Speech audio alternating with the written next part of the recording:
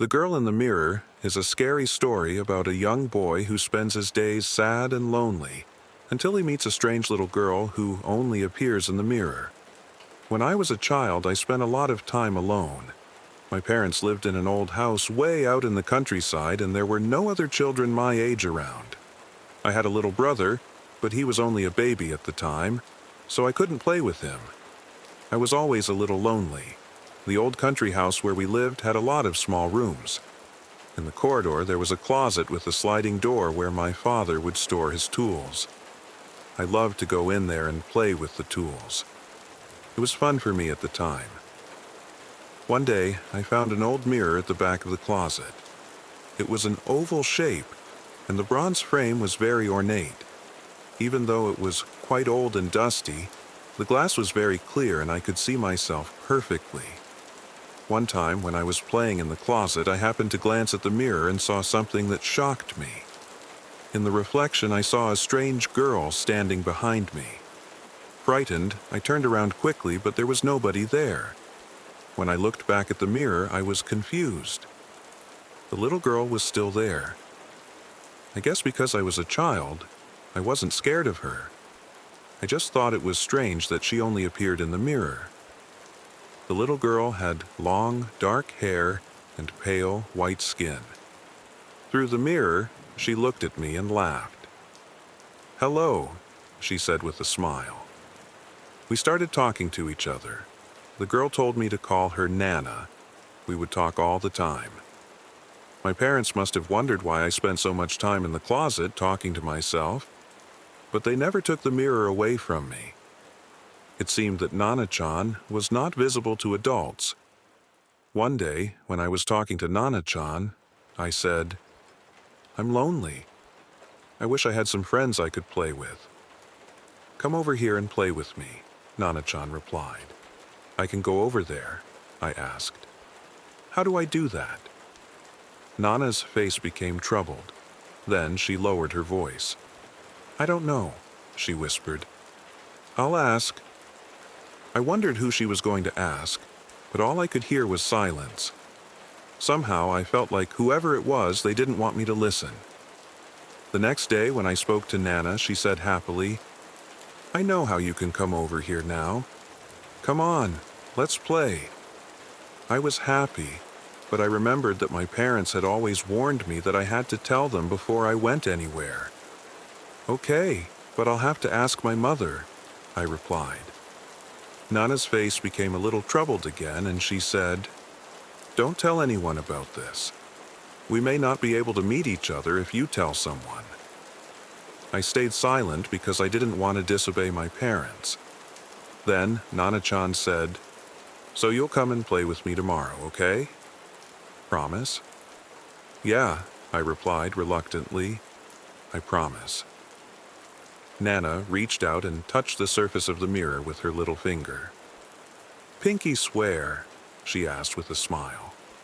I reached out and pressed the tip of my little finger to the mirror beside hers.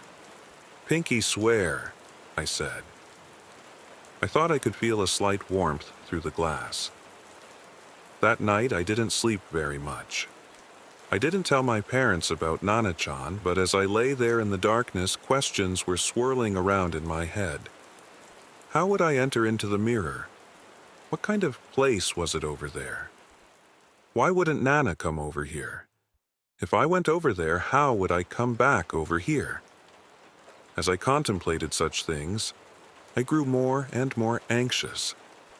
I became a little scared of Nana-chan. The next day, I didn't go to see Nana. I avoided her the day after that and the day after that. I didn't go near the closet all week. In fact, I never went into the closet again. The weeks and months passed by quickly, and I grew older. The months and years passed, and I grew up. I left home to go to high school in the town. After I graduated, I started working in a nearby town. I didn't go home very much. Eventually, I met a girl and we got married. By that time, I had forgotten all about Nana. Shortly after we got married, my wife found out she was pregnant. She went to visit her parents for a while. I was all alone in the house, so I sometimes visited my own parents for dinner. They still lived in the same house. One night I decided to stay over and slept in my old bedroom. In the middle of the night I woke up and went to use the toilet. While I was washing my hands, I happened to glance in the mirror. A sliding door in the middle of the corridor was open. It was the closet where I had played as a child. I thought the door had been closed when I went to the toilet. I turned around and was shocked to see that the door was closed after all. However, when I looked back at the mirror, the door was open. A chill went down my spine and my hands began to shake. I thought I saw the door sliding back slightly in the darkness. At that moment, I remembered Nana-chan. I was overcome by fear, but it impossible to tear my eyes away from the mirror. The door was moving after all. In the mirror's reflection, a white mist was floating across the darkness at the back of the closet. As I stared, it formed into a familiar face. The smiling face of Nana-chan. I think I must have fainted. The next thing I remember was waking up on the floor. It was morning, and my parents were still in bed. It must have been a dream, I told myself. Just a creepy dream. I wasn't comfortable staying in my parents' house, so after breakfast, I went back to my own home. My apartment has an underground parking lot, so I pulled into my reserved space and parked the car. Just as I was about to get out, I glanced in the rearview mirror and did a double take. There, in the mirror, was the face of Nana. I looked back in surprise, but there was no one in the back seat. I looked back at the rearview mirror and Nana-chan was still there. She was staring at me over my shoulder and our eyes met. She looked exactly the same. The long, dark hair, the pale, white skin. In all that time, nothing had changed. I was trembling and I couldn't take my eyes off her. Eventually, Nana laughed. "Hello," she said with a smile. I felt like I was going to be sick. "Why didn't you come back that time?" she asked. "All this time I've been waiting for you." I was silent. I didn't know what to say. I couldn't find the words. "Hey," she said, "come over here and let's play from now on." In the reflection, her hand slowly stretched out towards me. "Let's play here forever," she said. "It's no good," I screamed. I didn't mean to say it so loud. "Nana-chan, I'm sorry. I can't go over there. I won't go." Nana was silent and her hand stopped in midair. Trembling, I grasped the door handle with all my strength and spoke in a small voice, like the little boy I had been long ago. "I have a wife now. We're having a baby soon. So, I can't." I ended up at a loss for words with my head in my hands. I was shaking and shivering uncontrollably, and eventually I looked up at the mirror. Nana-chan was still there. "I see," she said. "You became an adult, and you don't want to play with me anymore." Her voice sounded so sad and lonely. "I can't," I said. Nana-chan laughed and smiled. It seemed like such an innocent smile. At that moment, I really thought Nana-chan would forgive me for breaking our promise. "Nana-chan," I began, but she cut me off. "If you won't play with me, I'll just have to find someone else," she said. "Someone just like you." And then suddenly, she was gone. Before I could fully understand her last words, she was gone. Once and for all. Nana never appeared to me again. That evening, my wife called me to tell me she had suffered a miscarriage. Our baby was dead. Then, I finally understood what Nana-chan meant when she said, "Someone just like you." There was a prince named Prospero who lived in a huge castle in the mountains. His servants and courtiers attended to his every whim. The castle had high stone walls and was surrounded by a deep moat.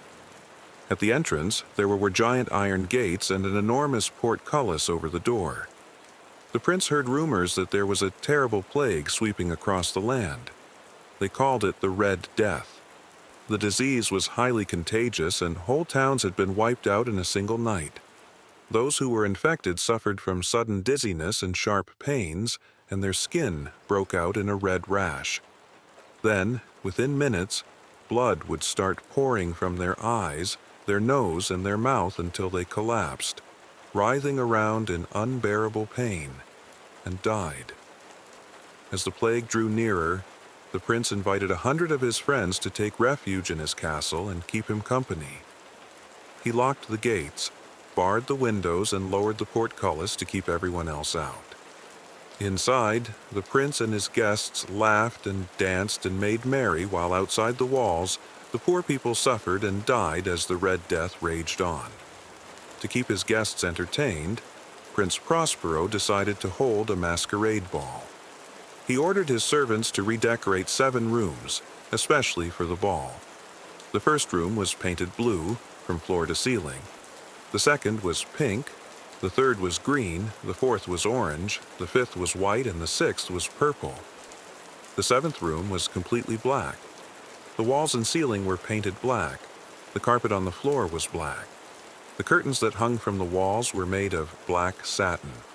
All of the furniture was upholstered in black velvet. On one of the walls, there was a large black clock with a pendulum that swung slowly to and fro, making a loud and monotonous ticking sound. Every hour the clock would strike, giving a series of loud clangs, like the tolling of a bell. None of the rooms had any lights.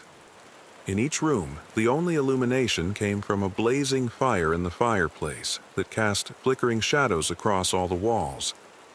In the 7th room, the firelight cast such strange and frightening shadows on the walls that very few of the guests were brave enough to set foot inside it. The masquerade ball began in the blue room, and the guests were all having fun. Everyone was wearing a mask. The musicians played merry songs while the guests danced. They ate the food and drank the wine that had been laid out on the tables for them. Whenever the clock struck the hour, the musicians would stop playing, the guests would stop dancing, and everyone would stand and listen to the dull clanging chime. When the echo of the tolling bell had died away, the guests would move on to the next room, and the revelry would begin again. As the night wore on, they moved from the blue room to the pink room, to the green room, to the orange room, to the white room, and to the purple room until they found themselves entering the black room. At midnight, the clock began to strike 12, and everyone stopped to listen. As the chimes subsided, the guests became aware of a masked figure standing in the middle of the room. None of the guests had noticed him before. The stranger was tall and gaunt. He was dressed in a dark red cape, and his face was covered by a red mask in the shape of a skull. When Prince Prospero caught sight of the figure standing among the guests, he shuddered with anger. "Who are you?" he demanded hoarsely. "How dare you insult me by coming here without an invitation? Leave my castle this minute, or I will have you killed." The masked figure made no move to leave. Instead, he stood there, staring at the prince. Just then, an unearthly red light illuminated the black room, and the guests became so frightened that they were shaking in their boots. Prince Prospero did not like to be disobeyed. He drew his sword and held it up. "Leave now, or I shall slay you myself," he shouted. The masked figure slowly walked towards the prince, and all of the guests drew back, too afraid to stop him. Standing in front of Prince Prospero, the figure reached up with bony hands and took off his mask. The prince let out a sharp cry and dropped his sword. The guests screamed in horror. Behind the mask, there was no face at all, just an empty black void. All of a sudden, Prince Prospero grew dizzy and he felt sharp pains in his sides. His skin broke out into a red rash and blood started pouring from his eyes, his nose, and his mouth. His guests collapsed around him, writhing in agony, and their screams echoed through the 7 rooms. The Red Death had come like a thief in the night, and one by one, the prince and his guests succumbed to the terrible disease. The clock stopped ticking, the fires went out, and darkness and decay and the Red Death triumphed over all.